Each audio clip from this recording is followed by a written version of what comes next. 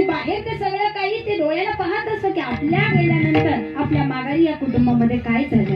म्हणून मला जाता जाता सांगून जाते, अशा व्यक्ती आपल्याला वर्षभरानंतर 2-3 महिन्यानंतर महाराज आपल्या स्वप्नामध्ये येत असतात. बरं काय नाही का. एखादी व्यक्ती घरामध्ये निघून गेली की महाराज एक 2-3 दिवसात, एक आठवडाभरामध्ये, एक महिनाभरामध्ये आपली आई असेल, वडील असेल, आजी असेल, प्रेमाची माणसं असली की ती स्वप्नात येत असतात.